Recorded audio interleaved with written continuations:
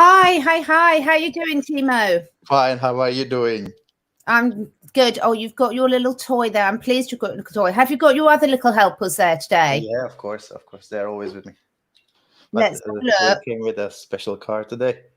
That's That's good. my So let this son put created. you off, everyone. Timo does not know what he's doing. I'm just sitting here playing with all my different crystals and everything. So we've got a good combination of positive energy here for you. Hello, everyone. Thank you for joining us. I can see Bob's here. Bob's going to go off and make us a coffee.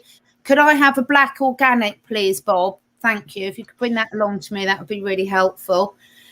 So today we are going to be going through some of the questions that we've been asked a lot over the last sort of couple of months. So we've got a list of questions we'll be running through. But hello, everyone. You absolutely, Trisha, please do ask questions.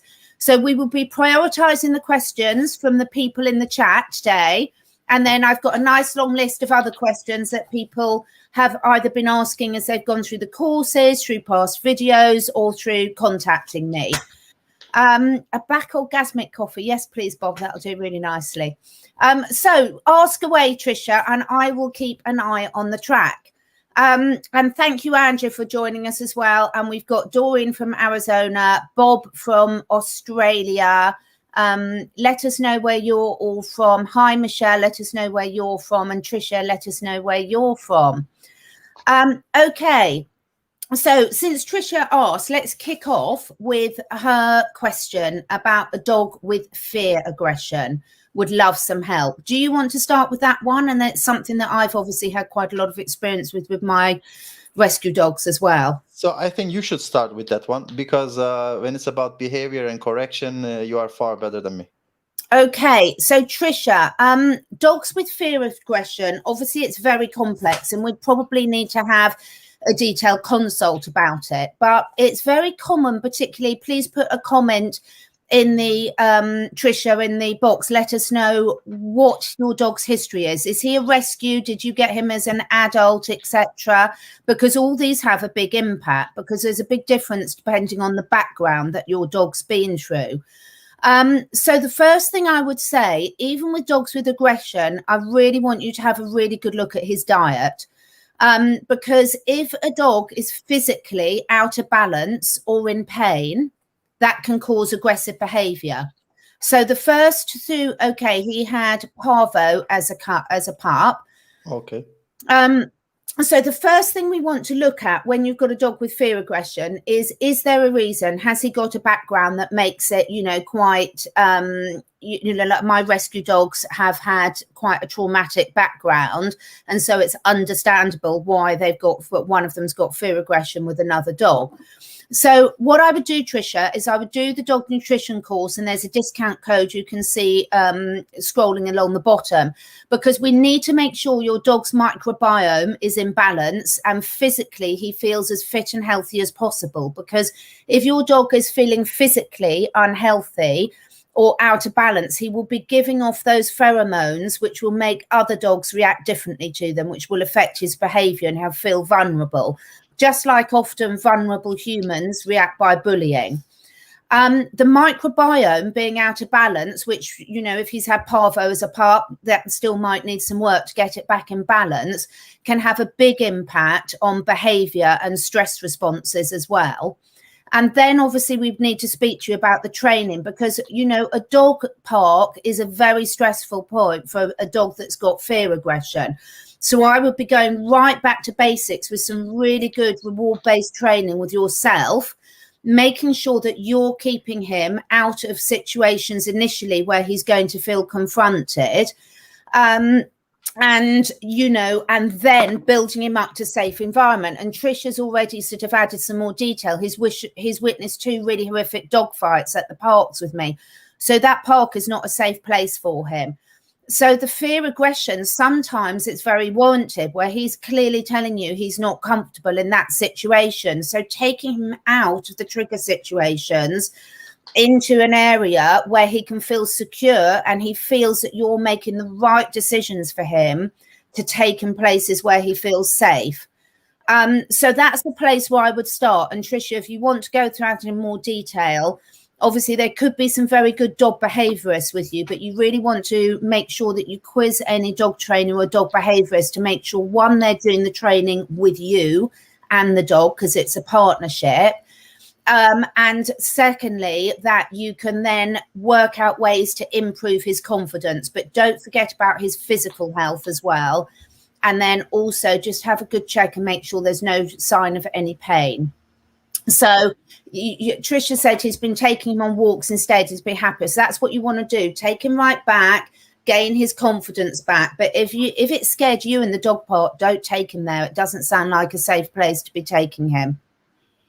Yeah, and another point important would be some of the minerals and amino acids, when they are not there, they cause imbalance in the neurotransmitters, and these cause mood swings and fear, and some dogs get lazy, some dogs get hyper, some dogs get really fearful. So for instance, I can give you a good example from human world. Vitamin B1 and B6 deficiency might cause people to get suicidal. Like, sounds funky, but vitamin B2 deficiency causes someone to get a pedophile. It's hard to believe, but, Yeah. but it's that important. So get the nutrition right first, and make sure that in that time, till you build up the confidence, that you stay in the safe zone for you and for your dog.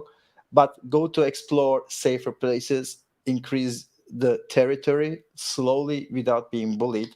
I think that will increase it. Yeah. So Right. great.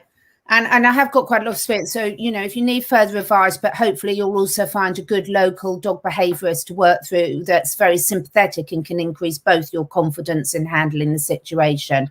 So we've got a question, Timo. Susan's Cavalier King Charles Spaniel has just started shaking the head constantly for over a week now. I've checked and cleaned the ears. They're okay. What else could it be? It can be the middle ear. It can be the hearing center of the brain. It can be something that is, how you call it, connected to etheric oils or some detergents in your home, some smells, alcohol, something. I think go check the vet immediately, and let's find out what's wrong. Yeah, you definitely need the vet check, because quite often, particularly with a Cavalier King Charles, they can get seeds trapped down their ear that you wouldn't be able to see, and they'd need to do a physical examination to check that. So get it checked, Susan, something like that, because it can be very distressing. Now, Robin's Yorkie has clogged anal glands, just switched to wet food from dry. Will this help? Right, we've got lots to say about this one. It is like, I am super thirsty. Which one is more helpful, Coca-Cola or Fanta? The answer is water. But yeah, it will. I don't know if it will change. It depends on the composition, of course, how much fat is inside, how it's built, the quality of protein and everything. And you can have far higher quality vet food than it is dry. That is also a possibility. But check the quality of the food first, because dry or wet, if the quality is low, the glands will not work properly. So with that, I would really back up what Timo was saying, and I would really recommend you do the dog nutrition course, because wet or dry is like saying, do I want Burger King or McDonald's? Most of the time, they're both very highly processed and are not going to be doing your dog any favors. You wouldn't eat that food daily and expect to be healthy yourself. So you've got, if the anal glands are bad, it's a sign that there's an imbalance in there. It's going to be affecting his microbiome. So please, please, please do that dog nutrition course and get him on a decent diet as soon as possible. Because otherwise it's a sign as well that other things can be imbalanced in the body as well. And it's very uncomfortable and it can progress. Okay, so we have got a question here. My little cat is in for an x-ray today. She has a lump with many parts, 15 years old. We need surgery. Is there a natural way to treat?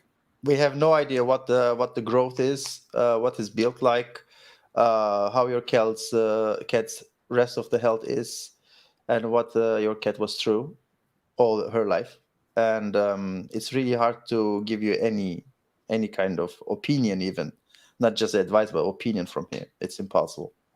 We really need to know, I'm afraid, you know, what the vet's diagnosis is, etc. In terms of whether, you know, having lumps removed, it's a complex one because you've got to look at the risk benefit analysis of it. But as Timo said, we'd need a lot more information, I'm afraid, before we can advise on that one. You know, feel free if you want. I'll show you at the end about how to book a consult if you want to go through it in detail, and really good luck with that. Where's it gone? Can you ask that question again about your dog? Okay, so my daughter's cat has lost all the hair on her legs. The vet hasn't helped.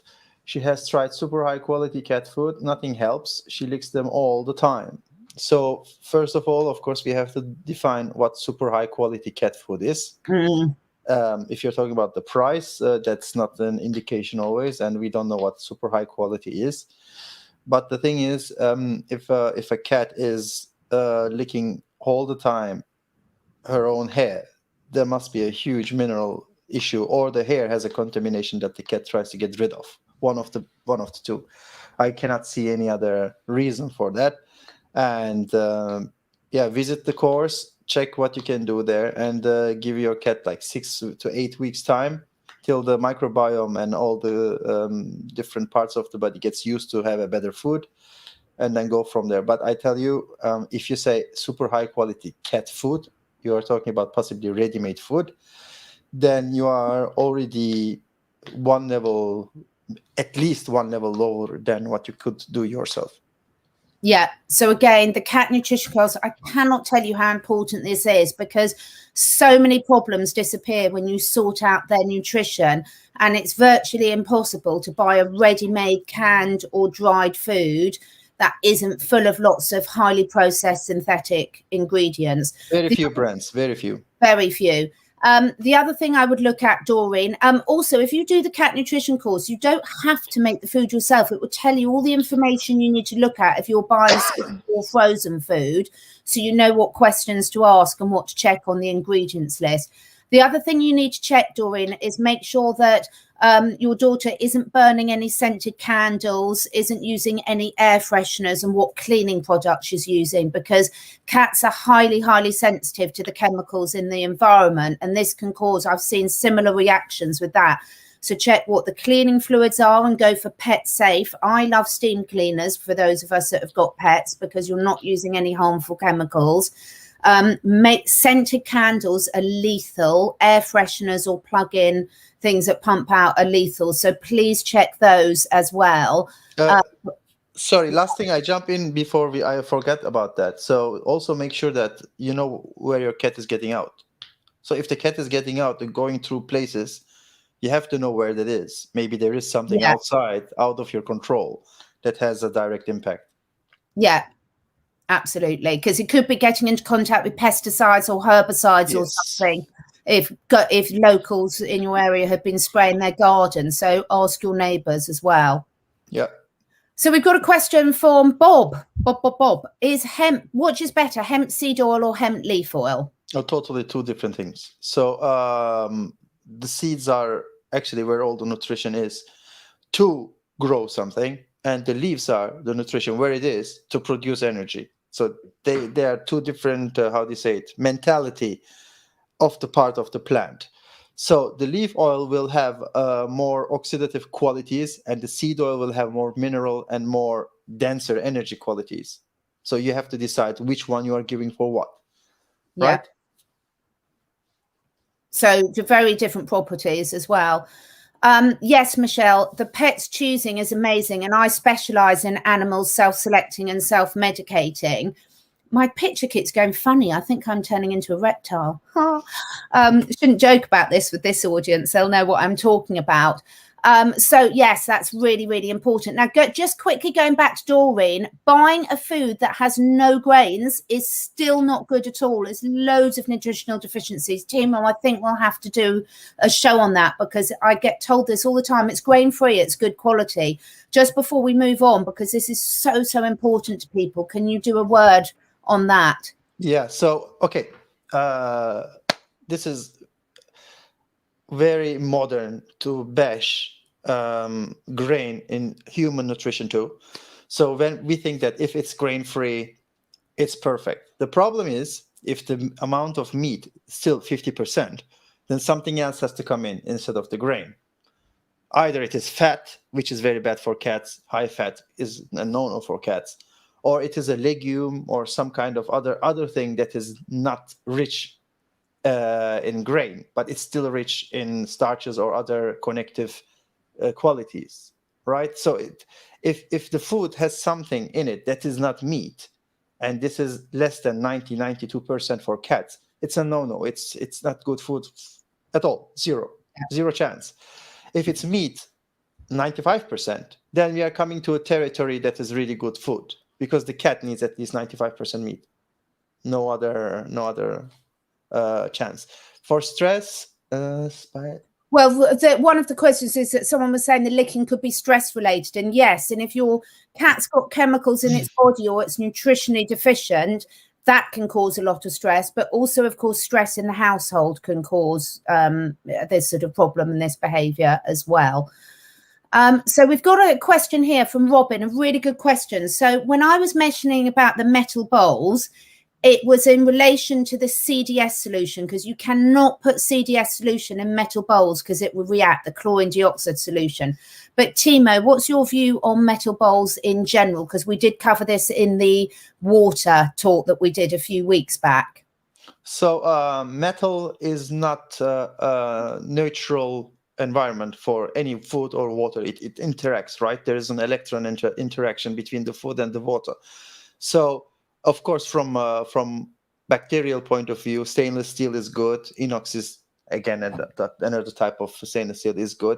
But these are all interacting with the water and with the food all the time, especially if it's acidic, any kind of acidic, and meat is acidic, period. So if you have a porcelain or ceramic, anything that is built on earth, that is natural. So whatever comes in, there is no interaction between the bowl and the ingredients in your food, or the food itself, or the drinks itself. So we prefer that because there is no interaction with any nutrient. For instance, if you have nicely fresh chopped blueberries or parsley, the contact with the metal will just eliminate vitamin C and many other nutrients. So you really don't want that. It's also can oxidize some of the fats. You don't want that. So there is no reason to use metal if you can use earth-based material, but you have to clean it properly. Yeah, cleaning it properly is really, really important, because otherwise you can get bacteria causing a biofilm. So this is one of the questions before we go to some of the others in the links. I'm going to jump in on that because it's relevant. So one of the questions I get asked is cleaning. How often should I change my pet's water? And Timo, we covered in the water talk, one of the problems is people, particularly men, I notice, often pick up the dog or cat's water bowl, tip it out and fill it back up again without cleaning it out. Can you explain how dangerous that can be, please? Yeah, that's actually, it connects perfectly with the Campylobacter question. Then that we can connect it together. So bacteria create a film, like they create a plaque on the teeth. They also create a film on the bowl. And metal, non-metal doesn't change that much. And in this film, they're protected. And every time your dog comes or cat comes into contact with this bacteria are reaching into the body. Normally, it's not a huge problem, but it can be a huge problem. So because if the dog is not healthy, it's not eating a healthy diet, it's too old, too young, immune deficiency, after a surgery, anything, you're putting them into danger, because this film is a strong, how do you say it, a bed for bacteria that are dangerous and hard to kill, right? And Campylobacter is one of them. Especially, we have a guest from Arizona, so or the North Carolina. US is you have far more Campylobacter than we have in Europe, and that can be a serious problem. Second thing is the food rest. Even if you think that it's just water, the dog and the cat brings food rest into the water all the time whenever they're licking it from their mouth. So the food rest is creating a new film too, which oxidizes, changes, getting toxic and getting metabolized by like Staphylococcus. And these are toxins, real toxic stuff that creates inflammation all the time. So you have to clean it properly, for sure. Yeah, okay, that's really, really good. So we've got a comment here from Robin on I give my cat salmon oil. Now, salmon oil, again, we cover this in the nutrition courses. Unfortunately, salmon oil is genuinely very polluted. Virtually all of it comes from farm salmon, which is the top of the list of the dirty dozen of highly contaminated food. So we really don't recommend salmon oil anymore, do we, Timo? Yeah, I tried to source for the dog food company and for other places the highest quality salmon oil by the highest quality importers in Europe, and it doesn't exist. So they said it doesn't exist. You cannot have it because it's not there. So all the salmon oil is farm salmon oil. And it's highly contaminated. So it's more. What would you recommend instead, Timo? Flaxseed oil? Flaxseed oil is not bad, but yeah, actually, maybe just a bit of coconut oil. Yeah. But do not use. It's a okay. Hair quality comes from inside, not from outside. So you can bring a lot of oil from outside, which is okay. But normally the food has to be so good that the hair just, the hair just absorbs it from the skin or the follicle and just grows properly, instead of having a poor diet and try to put it right. Yeah, just Yeah, so if your hair quality is a very good indication that something's wrong internally, so you're looking to rebalance it from the inside out. So yes, Michelle, cats are sensitive to sage smoke. If you're using any burning incense, sage, I've got mine always going here, as we know, essential oils, it's absolutely essential that your cat can choose to leave the room. So never burn anything, even natural good substances, without your cat having the chance to leave, because they can inhale too much and overdose. So Andrea is asking, what can we put on cats' irritated skin? Oh, that's a good question. So if you're talking about red irritated skin that's already scratched and it's already incomplete, compromised, then there are some how do you say it in English? I forgot the name of the plant. Calendula, but there is another one that is a very good one. It's typical for warming or cooling gels. Yeah. You use it as mostly homeopathic solutions. Hypericum. Then there is another one. Yeah, but you start. I will think about it as well. Comfrey is very good for soothing skins as well. Yeah. So I would use a natural balm, Andrea. So first of all, you want to look at what's causing the irritation, but sometimes it can be as simple. Sometimes mine lie on an ant's nest or something like that, particularly my dogs, because they love digging in the dirt. So obviously if it's something that you're not worried about that's coming from internal or fleas or something like that. So to soothe it, often for cats, you do have to be careful because they lick it off. So a little bit of coconut oil, or a little bit of a good quality calendula cream or balm, but check the ingredients to make sure there's nothing nasty. There's some really good ones, depending what country people are in, that may buy naturopaths and things that contain only natural. So I make my calendula oil with calendulator, macerated oil, and just beeswax, and it's fantastic and completely safe and a natural antibacterial as well. Yeah.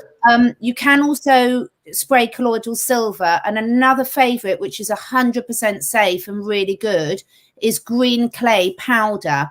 And just sprinkling and rubbing in the green clay powder is incredibly soothing and healing.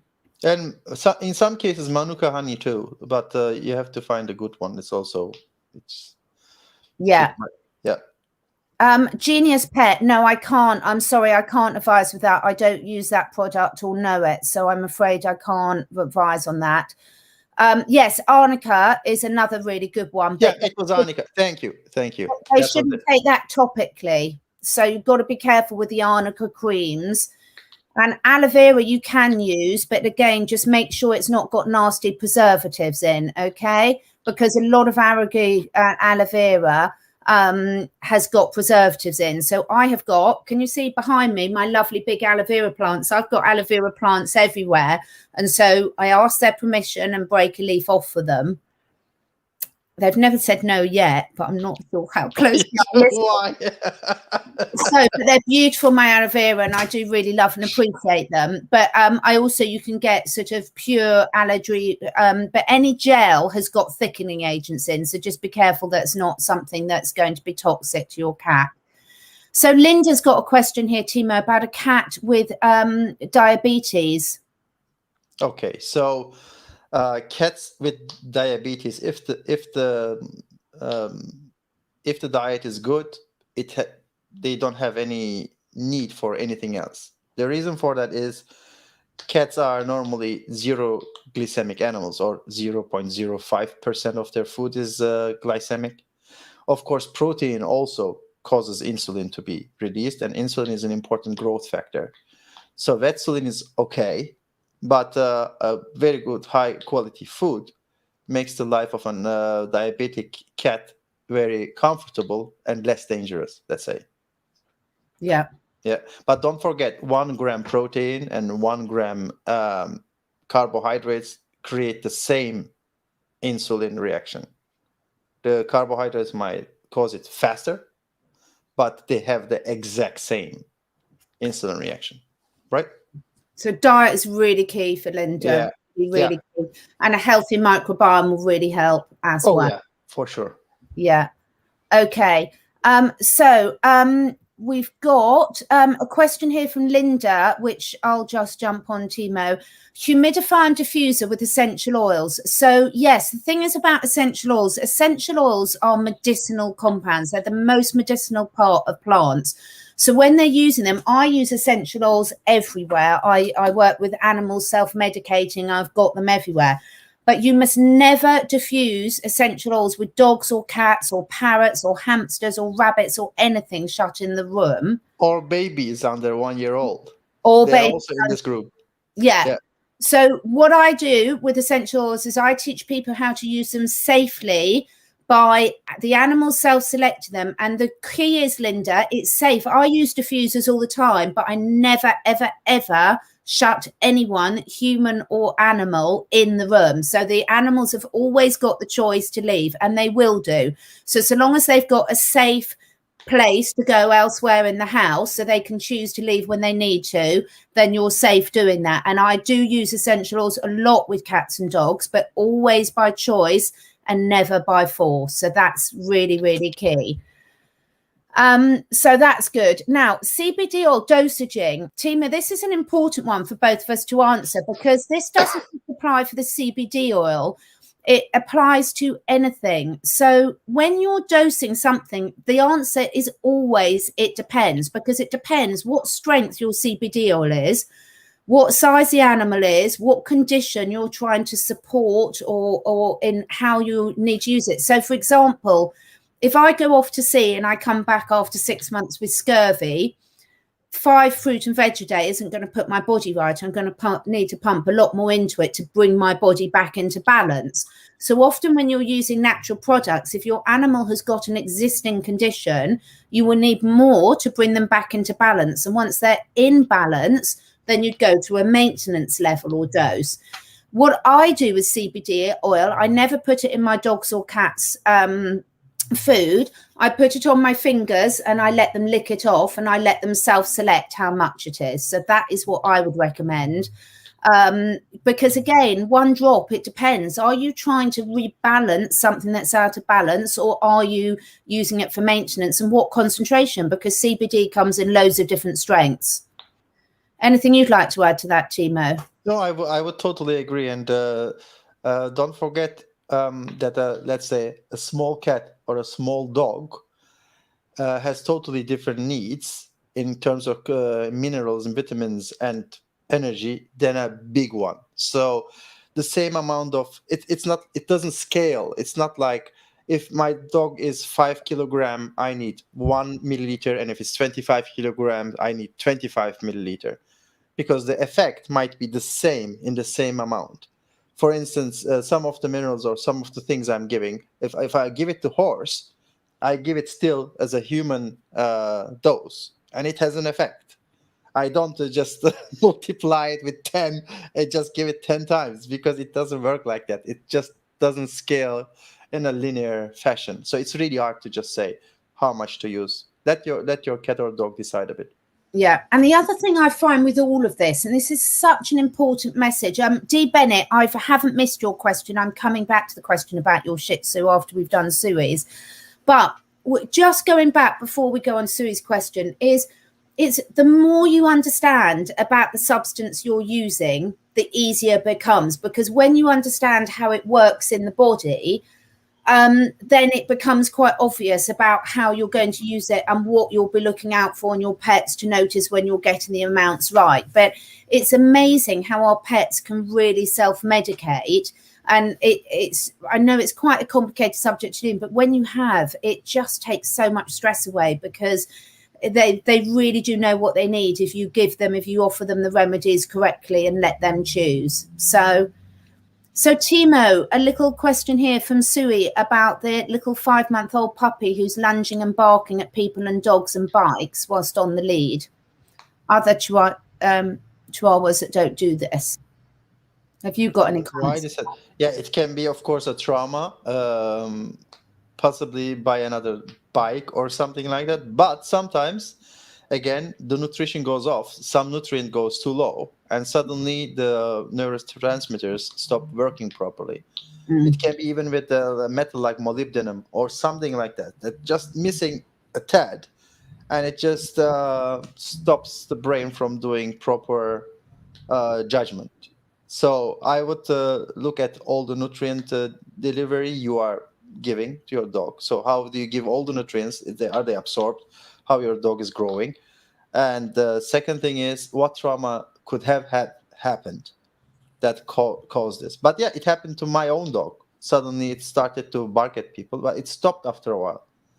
So I think being sympathetic, as you said, Timo, and understanding that there's always a reason. I would just add that I would check for pain as well, because sometimes dogs' reactions will check if there's a pain somewhere. So just monitor your dog and check that there's no obvious signs of pain. And then a bit like also how we were talking about the fear-aggressive dog at the start, is if they're reacting to that situation, try and step back a bit, remove them, sit there calmly. I always work with my clients on controlling your breathing, because when we control our breathing and slow our breathing down, it changes our magnetic and energetic field, and the animals respond absolutely brilliantly to that. Kids too. And children. I should have done that in a few of the meetings we used to be in together, Timo. Perhaps I should have controlled my breathing a bit better. Yeah, sure. Yeah. But it works brilliantly. So standing there, calming yourself down, deep, heart-centered breathing, which will give your dog the confidence and let it release any stress, can also really, really help with that. Okay. Joyce has got a 13-year-old cat who's been on lactulose for 2 years, no longer works. What else can I use for her to poop? All right. So we always think that to poop properly, you have to have the fibers. But cats actually are not dependent on fibers to poop properly. But what they have problem with is with ingredients in the food that can carry a lot of water. Because if that happens, they cannot poop anymore properly. So, and if there is a lot of fat, they cannot poop properly. So they can only poop properly if the food comes in that are designed to eat. So if anything else starts to slow down the process. And of course, with 13 years, that's not so easy to just gloss over a small problem and regenerate quickly. So right now you are in a phase that the regeneration is not fast enough to cover for all the imbalances in the food and the environment. So maybe first you tell us what kind of food you are feeding, what's inside. I don't even know if you know what's in the food, because not everything is written on it. So let's find out what it is, and then I will answer your question more detailed. Yeah, and D. Bennett's I'm going to come back to Jane's question about her 19-year-old cat. But D. Bennett, are you saying that your dog is on raw food? And Timo, this was one of our real questions that we had from other leaders, is I'm already feeding raw food. Isn't that good enough anyway? Oh, that's correct. That's a very typical question. The short answer is no. And the long answer is, let's say I'm vegan and I should be eating more healthy than the rest of the people, but half of the day I eat just chips and Coke.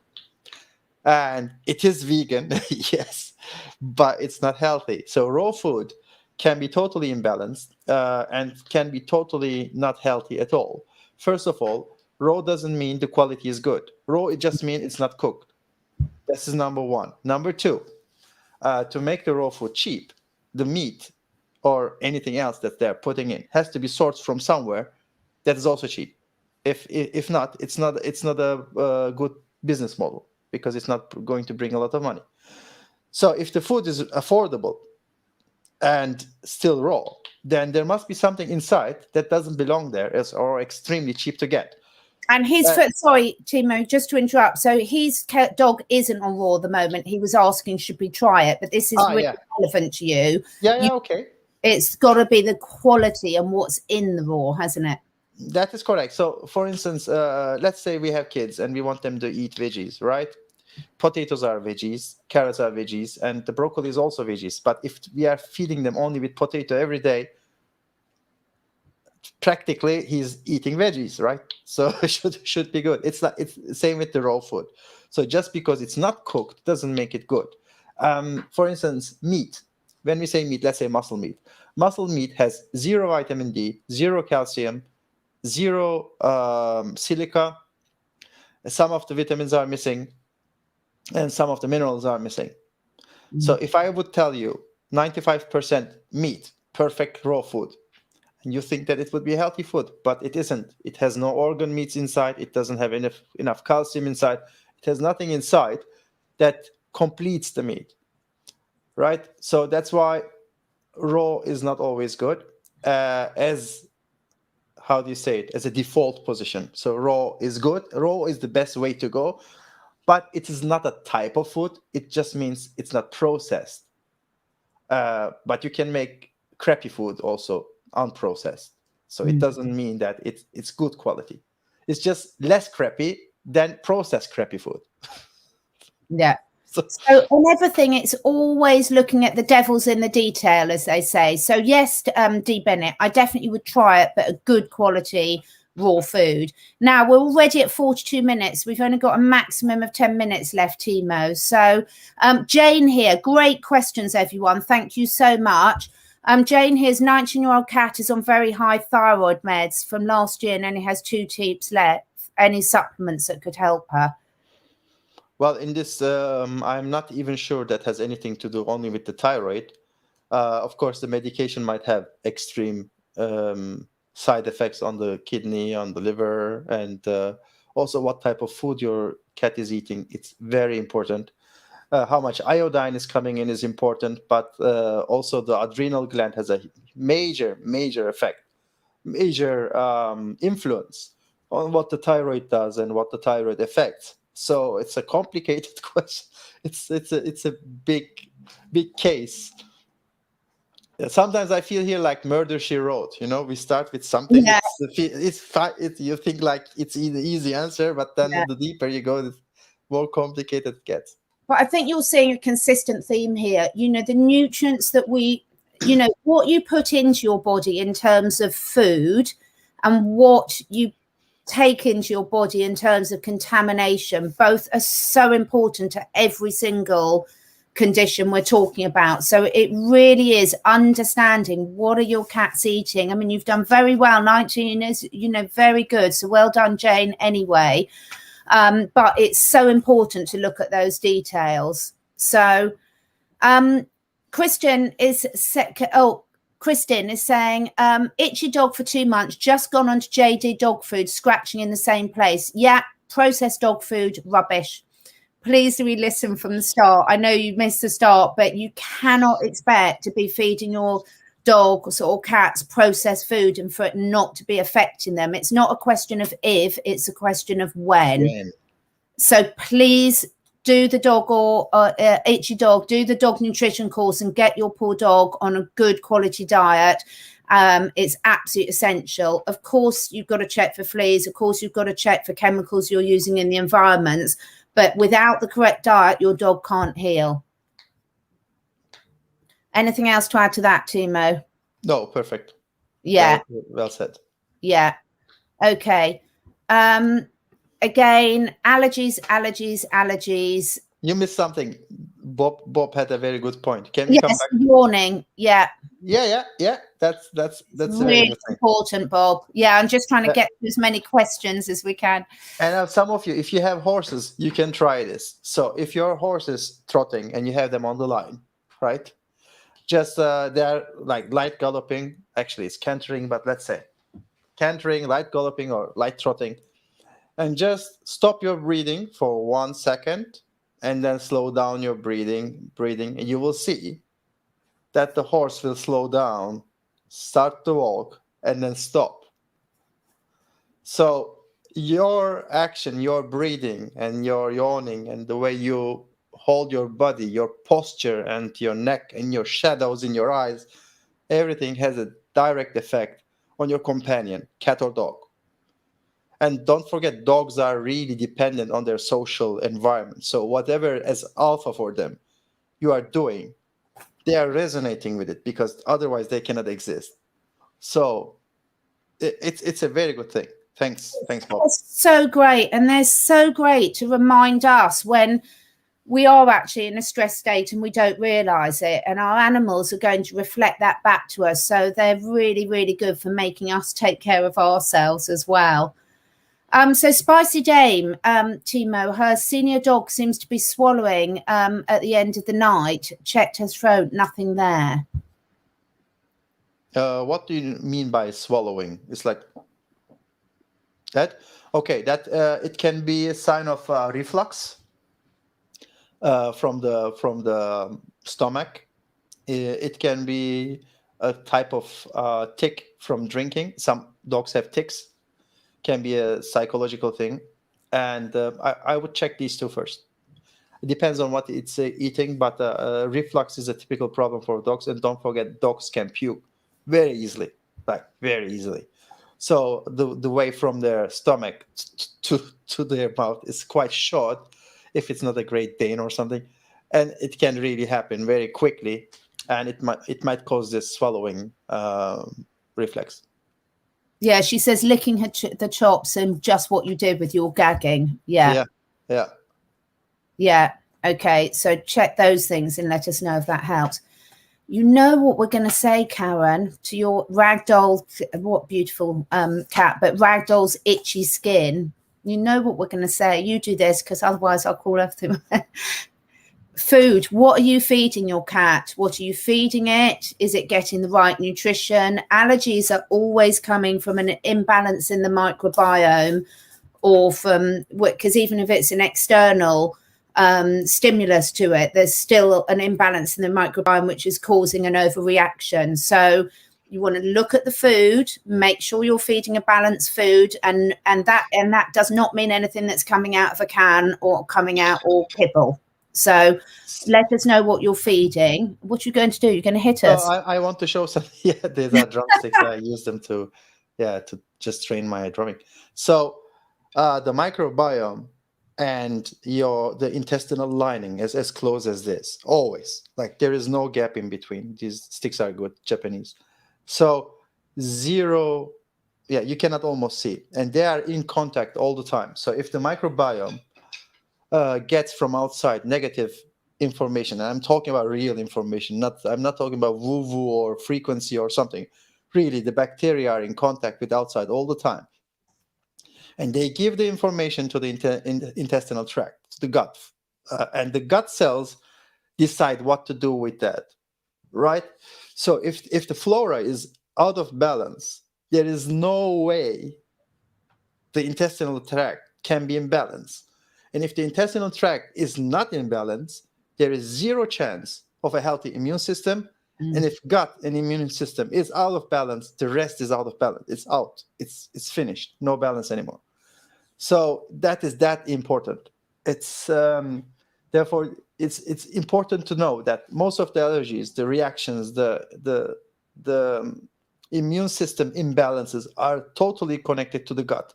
It can be environmental, it can be food, lack of something, excess of something, or toxins or environmental non-toxic agents like some plastics that still irritate. Mechanical irritation can be eggshells, bone, something, or packaging material that you didn't know that your dog swallows from time to time, or just rest of your furniture that was chewed on, or your shoes. These are all, I'm not joking, they're all having an effect, right? And they can sit there in the intestinal tract, especially for older generation. So the animals or even humans are older, their intestinal tract gets lazier, and the strength of their intestinal tract gets less. So the weaker the intestinal tract, the more some pieces of meat or rest of something can sit there, especially in the colon, for a longer time. And that's very toxic. Mm. And it just totally destroys the balance. So that's why sometimes we are talking about clay and making these bentonite or other clay type of cleansing, because that takes everything with it and just kicks it out, because those things can stay there for a very long time.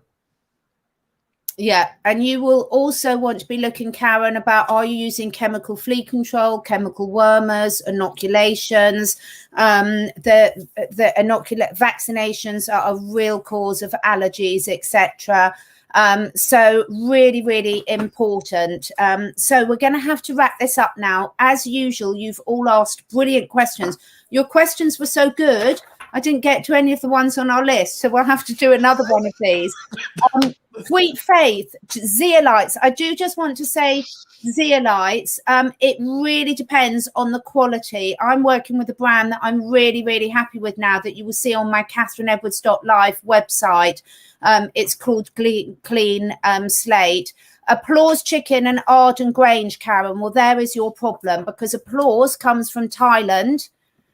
Can you imagine the condition of the chickens that are raised and slaughtered in Thailand?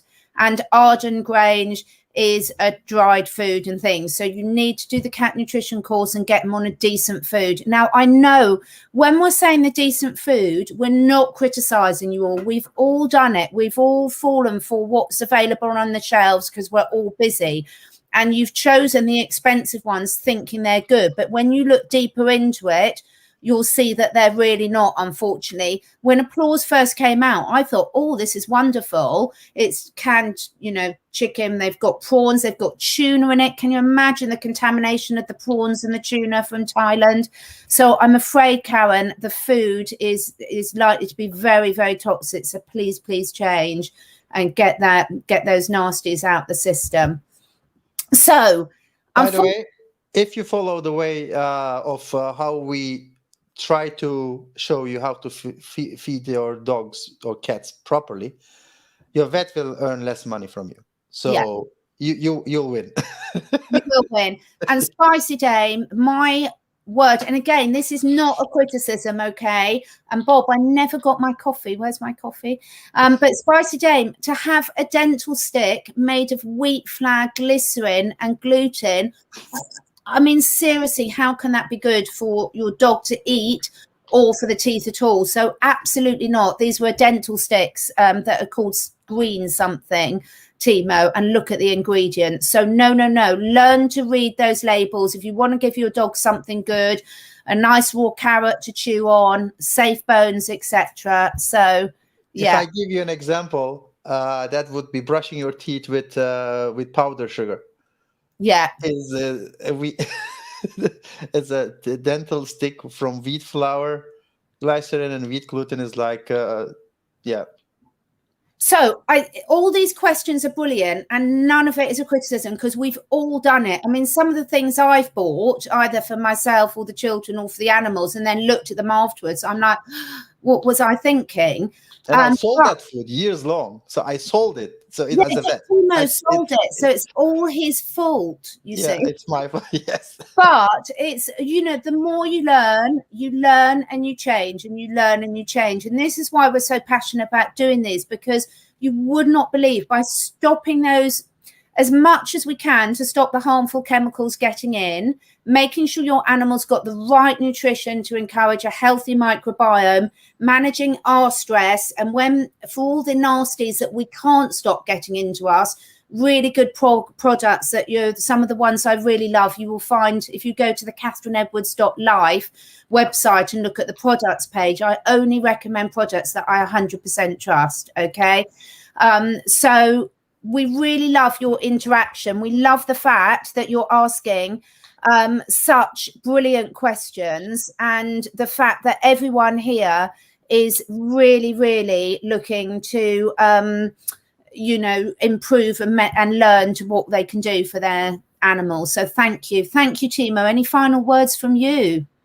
I hope none of it is my final words. So. Yes, I hope it's not your final words. Yeah. No, thanks a lot. Actually, I'm not very happy because we couldn't answer most of the questions we wanted to answer. But we make another one. It's not a problem. Let's make it FAQ too. Well, I think what we'll do is we'll do once a month, Timo, one of these chats will be on the frequently asked questions, just literally where everyone can ask all their questions. So if people want that, give us a thumbs up. We would really, really appreciate you sharing this video, subscribing to the channel if you're not, and giving us a thumbs up. Because otherwise Timo's going to go and cry when he plays with his little toys there. So please do. And if you've got any animal friends, please pass it on, because some of these problems, they're so common, and we want our pets to be healthy and happy. So thank you. See you all next week. What are we doing next week, Timo? We are going to do a session about minerals. This time, organic versus inorganic, added minerals versus whole food minerals. We will talk about minerals generally. You will learn a lot of things that you never thought are important. And you can ask questions again, so not a problem. And please remember, a lot of this information we're sharing is equally applicable to us humans. So what you're learning for your pet's health, your animal's health, is really transferable over to your children, to yourselves and everything. So, it's really, really, important information, and you're going to get some good information on the vitamins, minerals next week. So thank you, Timo. Thank you so much. You go play with your boys now. And thank you so much for joining us. And Andrea, thank you so much for helping out with the chat and sharing the links. That really is helpful. Yeah. Thanks a lot, all. Bye. See you next week.